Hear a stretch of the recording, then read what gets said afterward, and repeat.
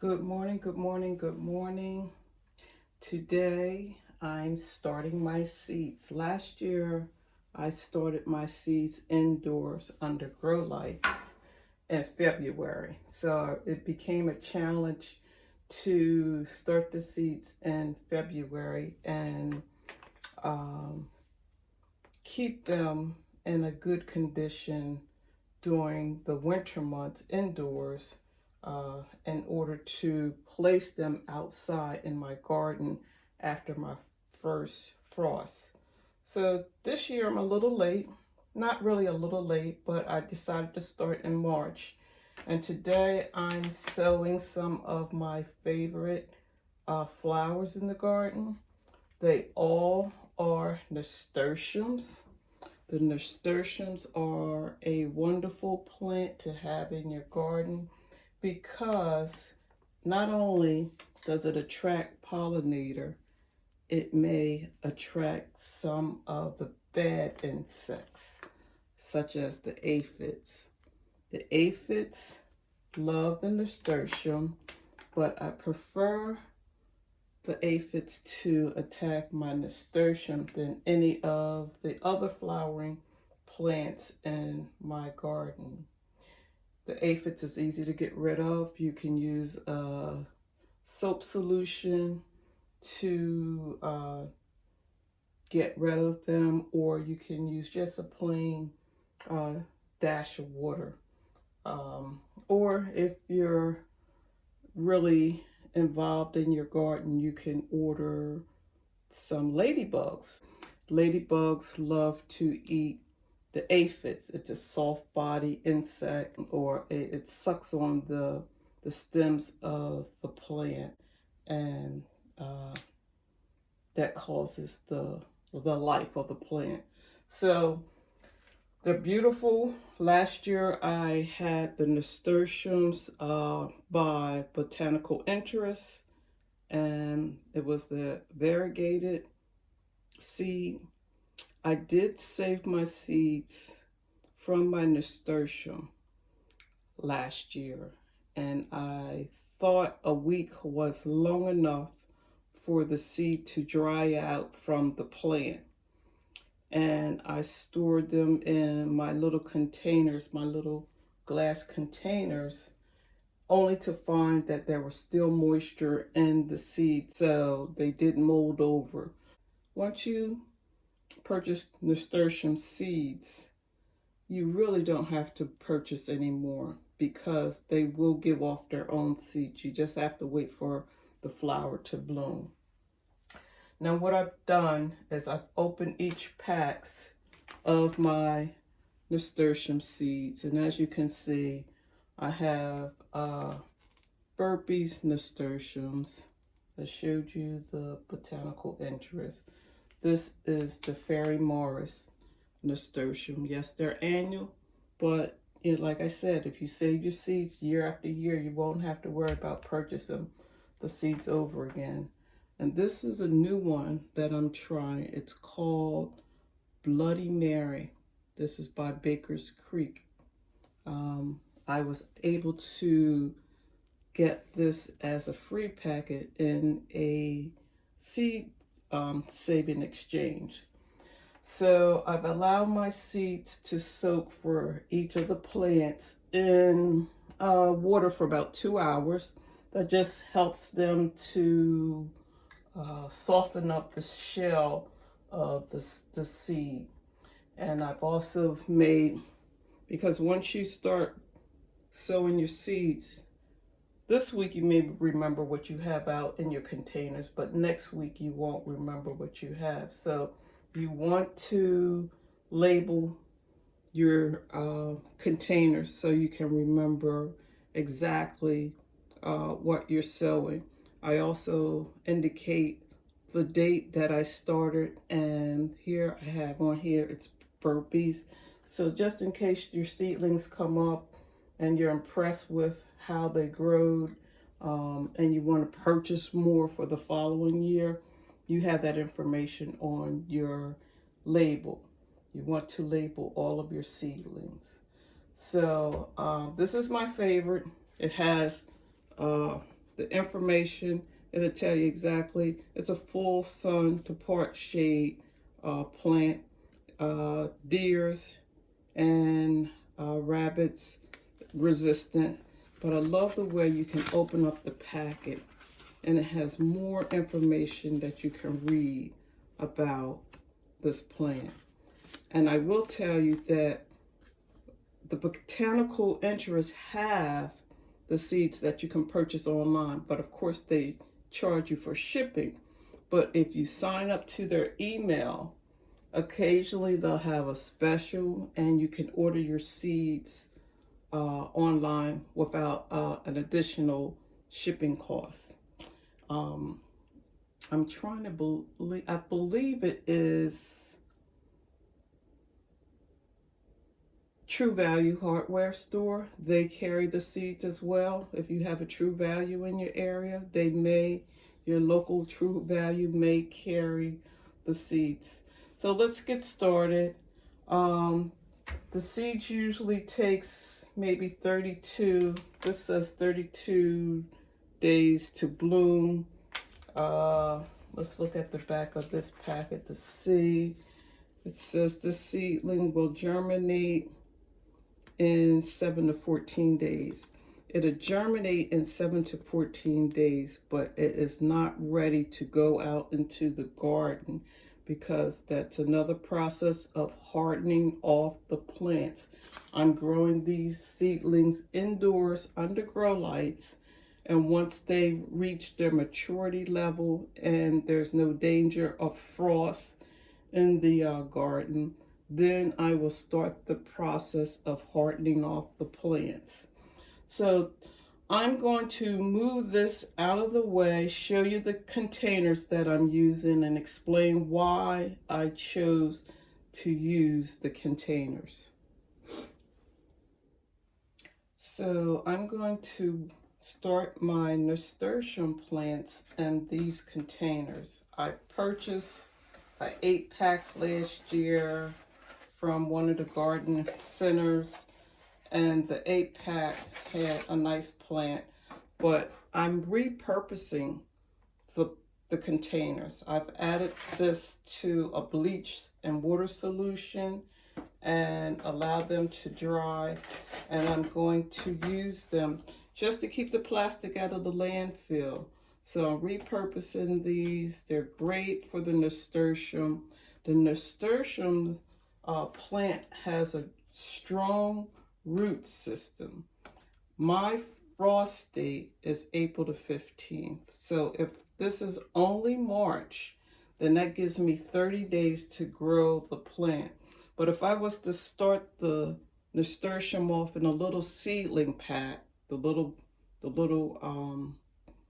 pods that I usually use, it will grow out of that pod, and then I would have to upplant into another container. So to prevent that from happening, I'm just going to use a larger container. It can stay in this container until I'm actually ready to plant it out in the garden. So sometimes you have to repurpose things. It can save you some money as well. Now what I have done is, you can see inside, let's pull it out. I have my coffee filter that helps to keep the soil inside of the container as well as maintain the moisture. And you're probably saying, March, that's a lot of coffee filters that you're using. Go to the dollar store. Well, it's not a dollar store anymore. I believe everybody dollar store went up to $1.25. But go to the dollar store, pick up a plastic bag of your coffee filters, and just save them for your potting when you're doing your seedlings and your transfers. This has 150 filters in it. Inexpensive, but it will save you from overusing your soil, because once you put your soil down into your containers, if the drainage holes are large, your soil is going to drain right out of the bottom of your container. So I usually just hold on to some coffee filters and use them when I'm starting off with my seedlings or transferring some of my plants into new containers. The mixture that I'm using, and I spoke about this earlier, you'll see me mixing up my my potting soil. It's because it is seeds that I'm starting with. I'm using a seed starting mix. It's very light. It's not like your potting soil or your garden soil that you would use out in your garden. It makes it easier for the seedlings to push up through the soil, as well as there's no fertilizer or any other materials in the pot or in the seed mix that would burn the root of the plant. So let me show you what that looks like. So here I just have a container that I've dumped my seed starting mix in and mixed it with water. And you want the consistency to be a mixture just about the same as cake batter. So this is what we're going to use to start my seeds today.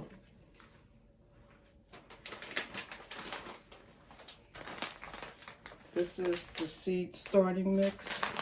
It's made by Jiffy, natural and organic.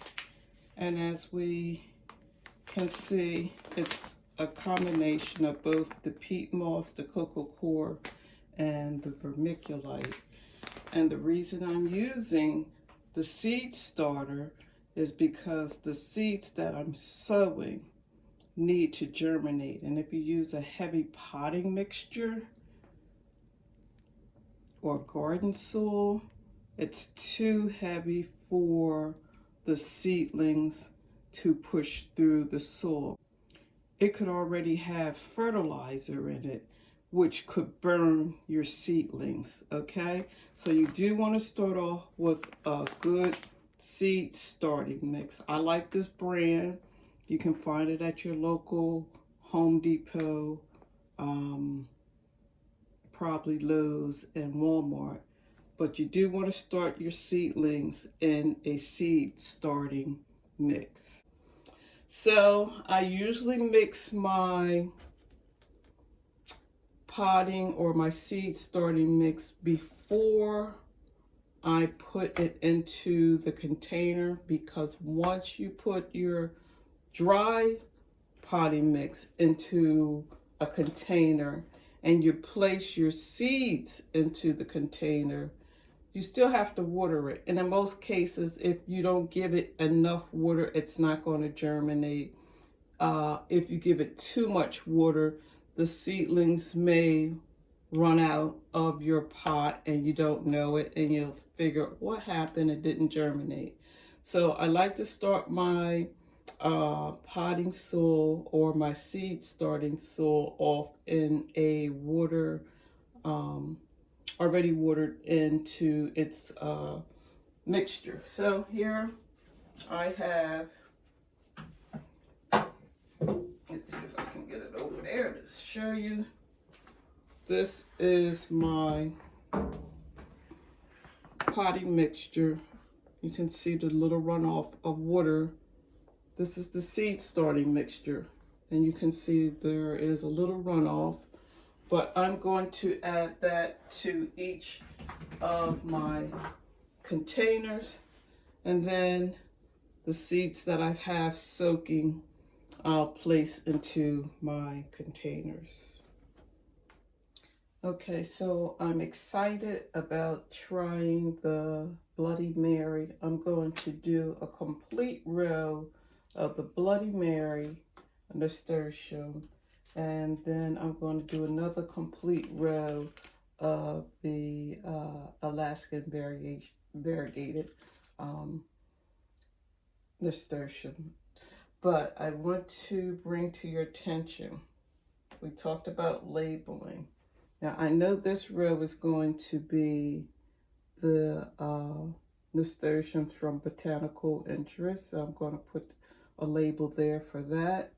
And I also have a label for the nasturtium by Baker's Creek.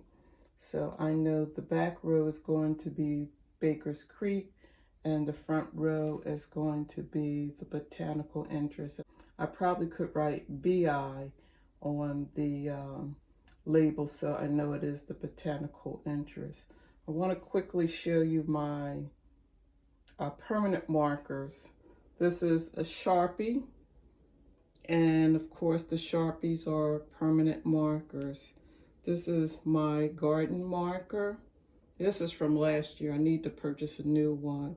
But this is a permanent marker made especially for the garden. We have a tendency to put our plants outside and the sun will actually fade the markings and you still try to figure out what did I plant because the markings has faded. But the garden pen, this garden marker, works indoors, outside. It doesn't fade. I will say that I purchased this last year and my ink is somewhat dry, and I know I kept my top on, so it may only be good for 1 year. I'm not for sure, but that's what I suggest using if you have a tendency to take your plants or your seedlings outside during the hardening off period and leaving them there. The sun could actually fade the ink. So I don't think that I mentioned that the nasturtium plant is an edible plant. The flower as well as the leaf is edible. You may see this in your garden salad at some of your specialty stores. The actual leaf itself can be sauteed. I think it's a peppery taste to it. I did sample one last year. I'm not going to say it's my favorite, but it's something to think about, as well as the nasturtium has a medicinal purpose. So I had my seeds soaking. I'm going to start off with the seeds that I have for the botanical interest. I'm just going to, I think I'm just going to pour off the water in the basin. Let's make sure I don't lose any of my seeds. Gotta make it much easier. I believe I can put, let's start off with 5 seeds per pot. And I have a little dipper. I'm just going to make a light indentation and place the seed inside. I'm going to do another indentation, place the seed inside. Do another indentation, place the seed inside. Another indentation and place the seed inside. I probably can do 5 in each container. Let's go for the center and place one right in the middle. So I'm going to do that for the rest of the pots and then I'll come back.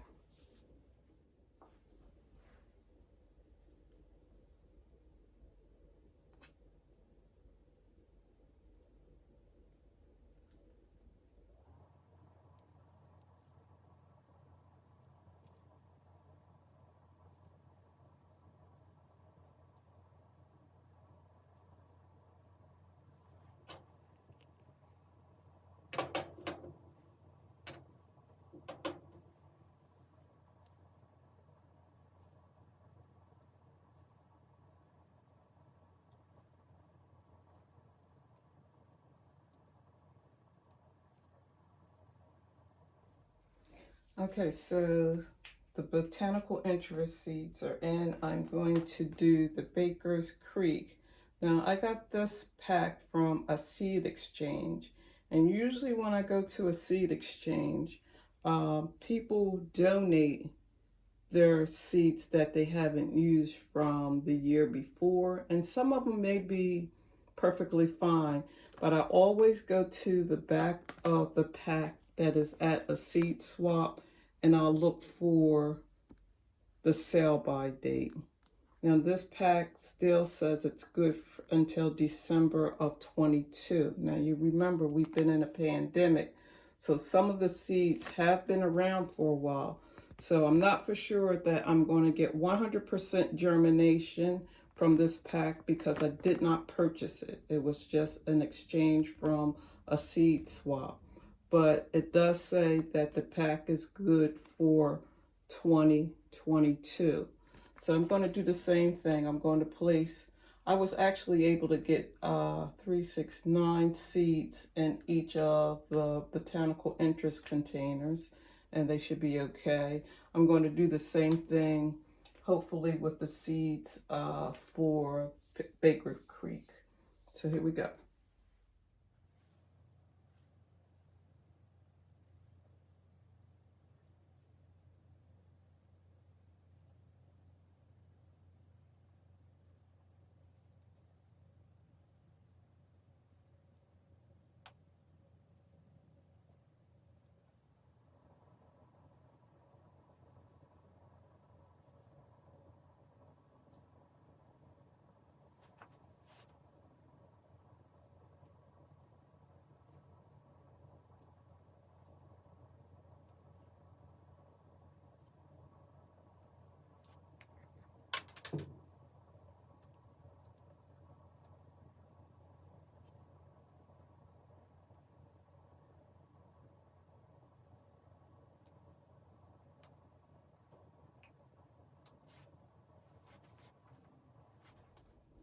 Okay, so I didn't have quite as many seeds from the Baker Creek pack as with the botanical interest. And I just wanted a variety in my garden this year. I might find that I do personally like the Baker Creek, and I will order the pack maybe from Baker's Creek next year. So this is completed. The only thing that I need to do now is place this under the grow lights. I have grow lights out in the garage, and once they start germinating, I'll do a check-in and let you guys see how it's coming along. So I'm going to do the same thing with the other 2 packs. I have another tray that I'm going to use.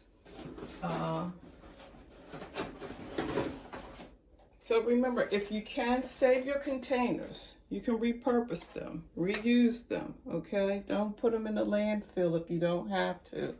So I have the Baker's Creek and the botanical interest. I'm going to do the burpees and the Fairy Morris in this container. I'll place them under the grow lights. I'll check back from time to time because the soil is already moist, because I've mixed it in a big container before I placed it into the pots. Every now and then, maybe once a week, I'll just come through with my spray gun and spray the mist on the plants to keep the soil nice and moist. But that's all you have to do. I'll place them under the grow lights in the garage. If you don't have grow lights, you could actually place this in a sunlit window. Still, you will get the same process. The only thing is the seedlings, once they emerge, they have a tendency to go towards the light, so you will have to rotate your tray. This will work for you. It's a great plant. You'll find that you love it. Sun loving. It will bloom all summer long. At some point during the heat of the summer, you may find that the nasturtium might wilt. Put it in the shade for a few hours and moisten the soil if it's in a container. Now, if you plant it directly into the ground, then you may have to just give it a little more TLC, a little more water during the day, considering the temperature or the heat of that day. I hope you're having a wonderful day. Thank you for watching my video. Please like, share, and subscribe. And as always, happy gardening.